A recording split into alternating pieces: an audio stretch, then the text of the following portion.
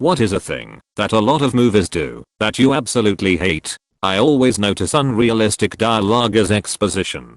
Hello my sister-in-law, that I've known for the last 10 years after our stepfather died on Valentine's Day. How are you? Oh, I'm fine ever since your brother gave me that jewelry for my 10th anniversary that used to belong to your grandma that she got during World War II. It sure is a cloudy day. What I find annoying is in movies, mostly horror or crime, the other person calls and says he's trying to kill me. He will kill me. Or he's after you. Someone you know blah blah.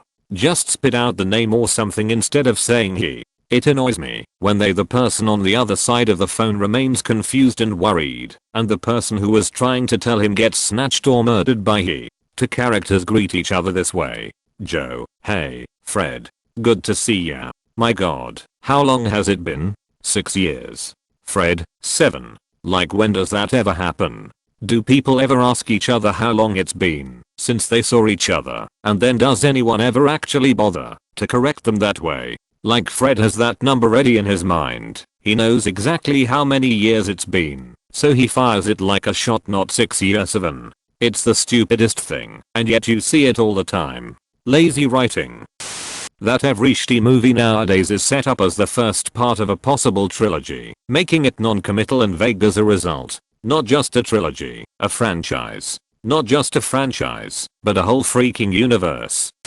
Male lead and female lead with no chemistry end up together just because. I absolutely loved how Rob Reiner, edit, Redditors are telling me it was Aaron Sorkin. Thanks, everyone. Worked Tom Cruise and Demi Moore in A Few Good Men. I was expecting what you said, and in the end, they never got together and respected each other's work. It was a breath of fresh air. Any other director would have pushed the two together for damn sure. Kick-ass movie, for that and a bunch of other reasons. They do a great job of balancing the male and female leads in the Dredd remake too. I was waiting for the terrible romantic subplot and was pleasantly surprised when it didn't happen. Also, there's always this 0.01 second of eye contact that can weakly be described as mutual interest, and from that they go on to make wildly passionate and compatible sex with no awkwardness or anything. I'm not gonna lie, seeing too much media like that, honest skewed my younger self's image of how to get a relationship. When am I supposed to kiss her out of the blue and she starts kissing back after a second of awkwardness? I assume a lot of socializing between men and women turns weird because of seeing too many examples of this instant love. Edit. Thanks for the award and upvotes. I thought I was just relating a story from a particularly boneheaded younger self. It's good to know I'm not alone in thinking this is an issue. In rom-coms, the two love interests are usually bad for each other. So, to make them seem less bad for each other, when they go through that period where they break up and try dating other people, the other people are the weirdest, most unlovable freaks anyone has ever laid eyes on. Men are instantly abusive, women behave like spoiled children. It's the stupidest trope. Look, I know I've lied to you for like 2 years about who I am. I know I accidentally killed your grandma, and I'm the reason your parents divorced, but seriously, the guy you are seeing was dismissive to you once while having a bad day, and even though he is stable and has invested time with you, has a place with you, wants to commit to you, well damn it, he has been mean to me because I'm clearly trying to break you two up. So can we just give this a shot? Do I need to do some creepy grand gesture or something to show you that I love you despite not really knowing you? Will that work? Over-explain the plot. Like a recap, so you are not confused. Usually accompanied by flashbacks you just saw live minutes ago. Or when they use dialogue to cram years of backstory into the first 3 minutes of the film. But honey, you can't do that, since your father was an ex-astronaut who died on a mission and now your poor grief-stricken mother has early onset Alzheimer's, and you are struggling financially and our kids both need braces and our car is being repossessed, and we now have to move to a small apartment because you lost your job at the tuna canning factory that your brother got you just before he died in 9/11.